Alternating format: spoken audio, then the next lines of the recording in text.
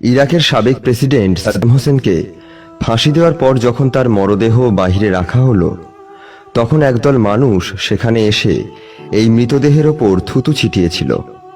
তারা প্রত্যেকেই ছিল ইরাকের নাগরিক, যাদের একসময় নিরাপত্তার দায়িত্ব ছিল ইরাকের সাবেক প্রেসিডেন্ট সাদ্দাম হোসেনের।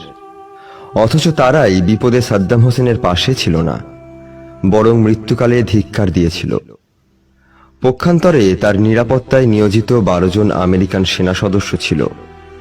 সেই আমেরিকান সেনা সদস্যের প্রত্যেকেই প্রেসিডেন্ট সাদ্দাম হোসেনের মৃত্যুতে কেঁদেছিল।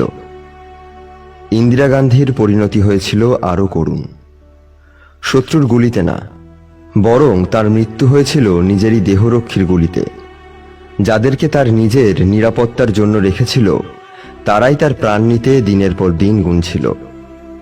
বঙ্গবন্ধুর পিতা শেখ লুৎফর রহমানের দেহ নামাতে যে লোকটি কবরে নেমেছিল, বঙ্গবন্ধুর মাতার মৃত্যুতে যে লোকটি মাটিতে শুইয়ে কান্নায় গড়াগড়ি করেছিল, শেখ কামালের বিয়ের উকিল বাপ যে লোকটি ছিল, 1975 সালের 14 আগস্ট দুপুরে যে লোকটির বাসা থেকে রান্না করে নিয়ে বঙ্গবন্ধুকে খাইয়েছিল, তার পরের দিন 15 আগস্ট বঙ্গবন্ধুকে সপরিবারে সেই লোকই খুন করেছিল, যার নাম ছিল খন্দকার মোস্তাক।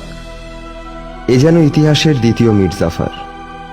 ইতিহাসের পৃষ্ঠায় পৃষ্ঠায় এক একটা সাম্রাজ্যের পতন হয়েছে তাদের সবচাইতে কাছের মানুষদের হাত ধরে।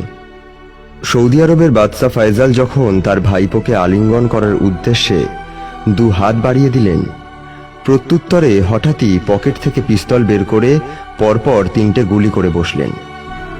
ইতিহাসের পৃষ্ঠায় পৃষ্ঠায় এক একটা সাম্রাজ্যের পতন হয়েছিল তাদের সবচাইতে কাছের মানুষদের হাত ধরে। গোয়েন্দারা আসামি শনাক্ত করার জন্য অনেকগুলো পদ্ধতি অবলম্বন করে থাকে। তার একটি হলো প্রত্যেককেই সন্দেহের দৃষ্টিতে দেখা।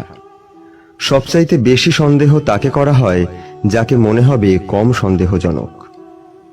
ইতিহাস আমাদেরকে বারবার শিখিয়ে গেছেন, মানুষের জীবনে সবচেয়ে বড় যে শত্রু, তাকে কখনো চেনা যায় না। সে থাকে সবচেয়ে কাছের বন্ধুর মতো করে। আপনার ব্যক্তিগত জীবনও তাই। আপনি সবথেকে বেশি প্রতারিত হবেন আপনার কাছের মানুষদের কাছ থেকে। আপনার সবচেয়ে বেশি কষ্টের তালিকা করলে সেখানে শত্রু না, আপন মানুষের নামই বেশি দেখতে পারবেন। শত্রু কখনো বিশ্বাসঘাতক হয় না, বিশ্বাসঘাতকতা করে কেবল আপন মানুষেরাই। অ্যারিস্টটল বলেছেন, দুর্ভাগ্যবান তারাই যাদের প্রকৃত বন্ধু নেই।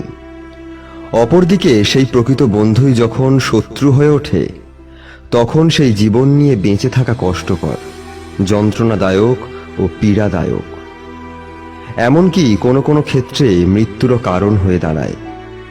তাই ইবনুল ফুরাতের ভাষায় বলতে হয়, শত্রুকে যদি একবার ভয় করো, তবে বন্ধুকে অন্তত 10 বার ভয় করিও। কারণ বন্ধু যদি কোনো সময় শত্রু হয়, তখন তার কবল হইতে মুক্তি পাওয়া সম্ভব হইবে না। আপনাদের কোনো মতামত থাকলে কমেন্ট করে জানিয়ে দিন। কথাগুলো ভালো লেগে থাকলে শেয়ার করতে ভুলবেন না।